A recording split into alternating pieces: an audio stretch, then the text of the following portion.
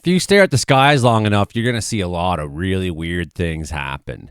And I've seen a few myself, things that were pretty weird and difficult to explain and were easy to, jump to the quickest conclusion, pick the low-hanging fruit. What was that? Well, it must have been. We have this tendency as humans to kind of fill in the blanks with, for a long time it was God. Now people are filling the blanks with maybe it was aliens, right? So then I had kind of a strange experience there with Tyler last month where we were laying out in the ball field watching the Perseid meteor shower going off. And then we seen this object sort of come from, it looked like it was blasting off on the horizon, like it was very close, very big, very bright. And we watched it go way out, almost like it was standing still at one point because it seemed like it was going further and further out. And then it sort of turned the corner and was coming north over top of us. And I'm like, what is that? This took a couple of minutes for the whole thing to kind of, the whole show to go on. What was that? Man, I've seen some weird stuff in the skies, all that kind of talk. Well, I figured out, I'm pretty sure what it was we were looking at. In fact, the night that it was happening, I said, well, I didn't really have any knowledge of this at the time. I said, well, it must be some sort of an elliptical orbit where it looks like it's close to us, and it is, and then it looks like it's, from that angle we're at, looks like it's taking off on the horizon, looks like our own spacecraft. And then, but when it gets to that certain point of its, from our perspective, it seems like it's doubling back and around and then coming back over the north. So that's what it is. But I mean, there's a few things where I've had trouble explaining, like this video that's been going around lately. Tonight, new never-before-seen video off the coast of Yemen showing a U.S. MQ-9 Reaper drone tracking a glowing orb as it flies over the water.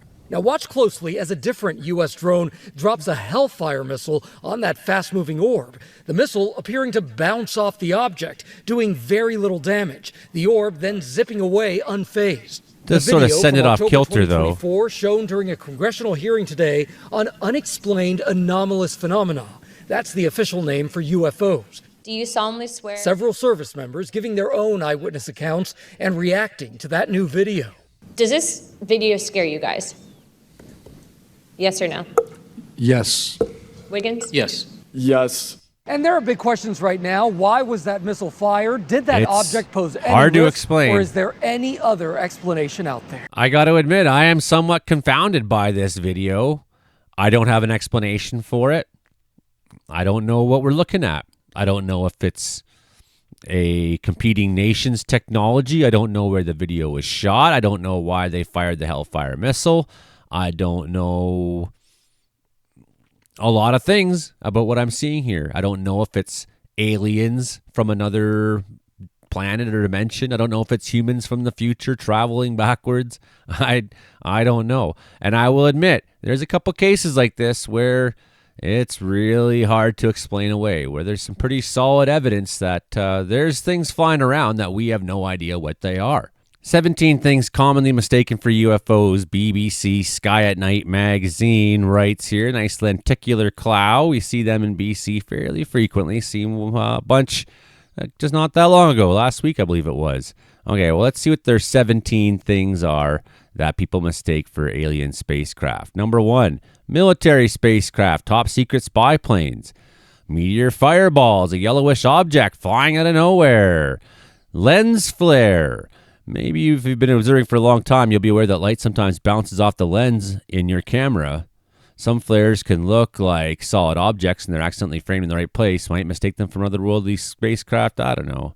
The moon. People mistake the moon for, a South Wales police report. Was a bright stationary object's been floating in the air for 30 minutes. A woman called them, and wow. Okay, International Space Station. Okay, I could see some people mistake that. Oddly shaped clouds like these lenticulars. Yeah, SpaceX frozen exhaust plume. Yeah, that's definitely some weird stuff. I haven't seen that myself personally, but that is very weird stuff. Sky lanterns flying around. I hope we don't have any sky lanterns flying around in BC at all, especially during dry times. Military satellites sometimes. Venus on the horizon. Ball lightning. Definitely, I've seen, had a ball lightning experience I've talked about on the channel before. And at first, I had no idea what I was looking at, but because I was a weather nerd, I had heard of ball lightning, so I postulated that it must have been that. But the idea of aliens did cross my mind right away, or a sign from God, or something like that. Space debris sometimes can be mistaken when it lights up in huge fireballs that last some time. Weather balloons just floating around out there. Something I think should be on here, but isn't. Look at this rocket misfires. Wow, some crazy looking rocket there. A Russian Bulava missile misfired to produce a strange spectacle. That would be totally weird. You look up and see that, you'd be freaking out. Flares from aircraft.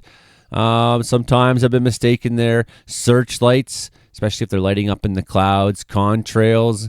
Yeah, contrails even. A couple things they didn't mention. Lightning phenomenon like sprites. Electromagnetic phenomenon. And I know this is a thing where electromagnetism can produce optical illusions, or AI mode says here, various magnetic and electromagnetic phenomenon can be mistaken for UFOs or anomalous phenomenon. These include atmospheric plasma, the aurora, the effects of geomagnetic storms, but also they can disrupt instrumentation and human perception. Foo Fighters, pilots in World War II observed strange glowing spheres and discs following their planes. They nicknamed Foo Fighters. Researchers believe these were observations of atmospheric plasma or plasmoids. Then you have ball lightning, of course, we talked about, which I seen myself again. And, because there was a thunderstorm off in the distance, like I could see its head and see its sort of lightning in the distance, I've theorized, and it was near power lines, I theorized that lightning must have hit the power lines and produced this illusion that looked like ball lightning to me. It looked like a circle with light blasting out from it. Best way I can describe it. My mother was with me. We both saw it. Lifelike plasmas, observations from NASA Space Shuttle missions in 1990. 1990s captured footage of self-illuminated shape-shifting plasma-like entities in the thermosphere, Earth's upper atmosphere. Researchers believe this phenomenon can descend into lower atmosphere, may be responsible for at least some of the UFO sightings. Then you could have some unusual auroral displays, right? So it's the northern lights are caused by the interaction of solar wind particles and Earth's magnetic sphere and atmosphere. So it's familiar. Many people are familiar to it. Unusual or dynamically changing aurora has sometimes been startling to observers and could be mistaken for anomalous lights in the sky. I saw an aurora once that was just a big blood red square, and it just sat there for 10 minutes like more like a rectangle. It was shocking. I was taking a leak in the dark in my underwear in November outside the cabin, and I looked up through the leafless maple trees and saw this big red rectangle, and I was like, yeah, and was quite shocked and scared at first. And then I looked at it and I was like, well, that has to be northern lights. But I've never before or since seen anything like that in the sky. And I watched it. Then, I put some clothes on and sat and watched it for a long time. I had a good view out my window, and I had no electricity in the cabin, so it was dark. I was able to look out and see it. And certainly it did change shape and become more typical looking of an aurora as time went on. But for a long time, it really maintained this weird rectangular shape, so you never know. In 2020, a Russian cosmonaut recorded a time-lapse video of the aurora and spotted what he called space guests, several streaking lights crossing the scene. The objects were later identified as distant satellites, but the initial label shows how readily such sightings can become labeled as anomalous. Even a cosmonaut saw something that was very explainable and got freaked out, right? Geomagnetic storms, which cause disruption of your instruments. Most intense geomagnetic storms can disrupt electronics. Remember, your brain is an electronic instrument. It's run by electricity is what's firing your neurons. Your synapses are firing there. Power grids and radio communications on Earth. UAP sightings have been reported during such events, and it's possible that the electromagnetic fluctuations could interfere with navigation or electronic equipment on aircraft, contributing to confusing or anomalous readings. Psychological effects. Some researchers explore whether strong magnetic fields can affect the temporal lobes of the human brain and potentially contribute to UFO experiences. However, the effect would need to be very localized and strong to influence a viewer's perception from a distance. Well, I could think of some reasons why there could be a strong magnetic field in one location. And it could be part of our overall magnetic field, or it could be from geophysical sources. Well, here we go. Geophysical optical effects. Some hypotheses suggest the intense stress on certain types of rock during earthquakes, for example, can release electrical charges that produce light effects in the sky. While not strictly magnetic, this phenomenon can demonstrate how geology and electromagnetic fields can combine to create light phenomenon easily confused with UFOs. So I posit to you that this could, there's no theoretical reason why this couldn't happen without an earthquake that we detect or is, matters to us, that deep within the earth, some force is going on that produce some bizarre thing to our eyes, to our senses. Mirages over magnetic zones. Some researchers have proposed that strong or fluctuating magnetic fields in specific geological regions might affect atmospheric conditions, creating mirages and other optical distortions. And, that Madoc to Bancroft geological corridor I grew up on, they had, of course, all these sightings all the time there, but it's also the 94% of all minerals that are known to exist on Earth are found there. There was enough metal in the ground outside Marmara that the Marmaton mine did contribute a significant amount to the building of Manhattan, the skyscrapers and all the steel, right? And where did Greenside's farm exist, where all the Catholics would come by the thousands and the busloads, and they do the Stations of the Cross and see visions of Mary and bright lights always they see, and often groups of people reported seeing these. And I had to at some point accept that this thing that was happening when I was young isn't just explainable as some mass hysteria. Well, that Station of the Cross where people would always see that also happened to be in the high point right next to the open pit Marmara iron mine. And again, personally having experiences where compasses would go off kilter. Think about McKnight Lake, and the airborne regiment would get dropped off there in Hercules aircraft in the 90s. And we all knew as locals that you can't trust a compass in there. And that was one of the things. They'd drop you off in there and say, you got to get to this point, not tell you that you can't trust a compass for anything in there. Okay, mirages over magnetic zones, right? So that could, magnetic fields cause mirages and optical distortions. And what I'm talking about there is transcranial magnetic stimulation. In a controlled setting, non-invasive TMS can be used to treat certain neurological and psychiatric disorders, right? Stimulating the temporal lobes in the 80s and 90s, neuroscientist Michael Persinger conducted research suggesting stimulating the temporal lobes with fluctuating magnetic fields could induce profound hallucinations and out-of-body experiences. Persinger's famous God helmet experiments used weak, complex magnetic fields to deliver to the temporal lobes to induce spiritual or paranormal experiences. Critics, however, have questioned the reproducibility of his results, with some suggesting that the effects could be due to suggestibility rather than magnetic fields themselves. But again, when we bring up this, how does magnetism, cause hallucinations? The AI seems to indicate there's a lot of examples. Temporal lobe epilepsy, magnetic fields produced by natural electrical currents can be used in magnetoencephalography to diagnose temporal lobe epilepsy.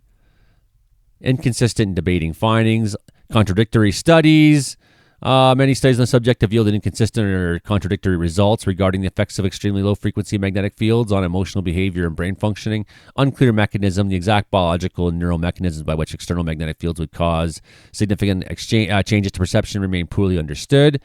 It's got something to do with the relationship between magnetism and electricity, even if it's not understood. We understand whereabouts you file that line of reasoning. So some hypotheses exist, such as the interaction with magnetic nanoparticles in the brain. They're still under investigation. Low-level exposure.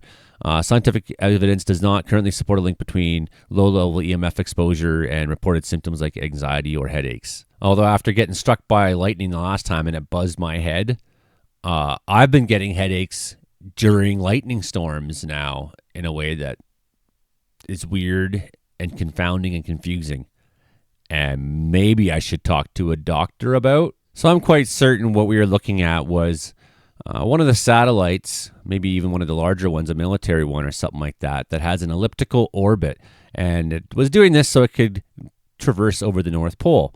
Satellites with elliptical orbits follow a non-circular path around the Earth, resulting in their distance and speed changing throughout their journey. This design is particularly useful for providing communication and observation services to specific regions for extended periods, especially at high latitudes, which are poorly served by traditional geostationary satellites.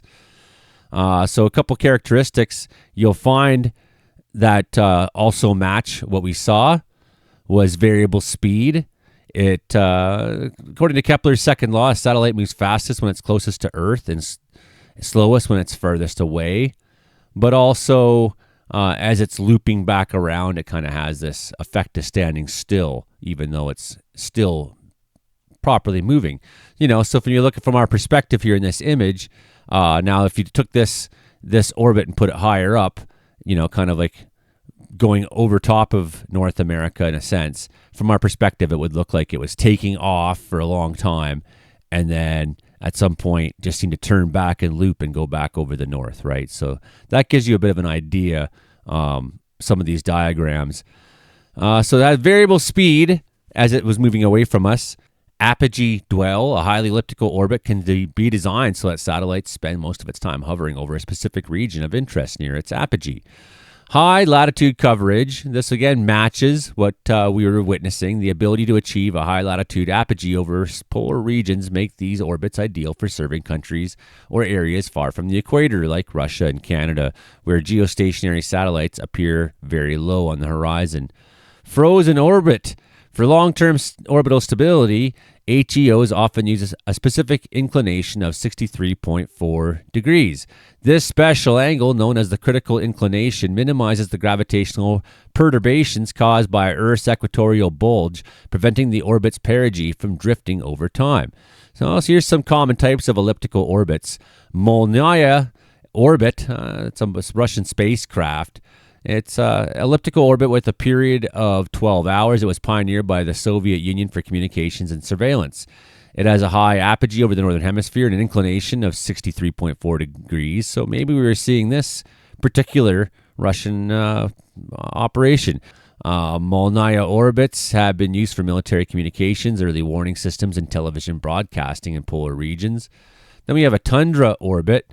Its key features is it uses the same 63.4 degree inclination to prevent orbital drift, but its lower eccentricity than a Molniya orbit results in a different ground track, a figure 8 pattern. Continuous coverage has 2 satellites in tundra orbit. Continuous coverage over a specific area can be maintained. So this is Sirius radio, Sirius satellite radio. They use the tundra orbits to provide better signal strength for subscribers in the north. Then we got transfer orbits. They're elliptical paths used for a spacecraft from one orbit to another, such as the Hohmann transfer. For example, a satellite can be launched into a geostationary transfer orbit with a low perigee and high apogee, where it then performs a maneuver to enter a circular geostationary orbit. Interplanetary missions, therefore would use orbits like this as well. Elliptical orbits are essential for traveling between planets. Spacecraft can use gravity assist maneuvers, which are effectively elliptical flybys around a celestial body to change speed and direction without using a large amount of fuel. Maybe, who knows, maybe it was one of these missions to the moon that was going on and they were taking a couple romps around Earth before they had the speed to get really moving towards the moon. I have no idea. The real point is just because I had no idea doesn't mean that I thought it was aliens or something like that, right? Always be very skeptical. And the thing is, if you commit yourself to an idea, it must be this. That means you're only going to think of that possibility and you'll discount other evidence and facts that might point to something more normal.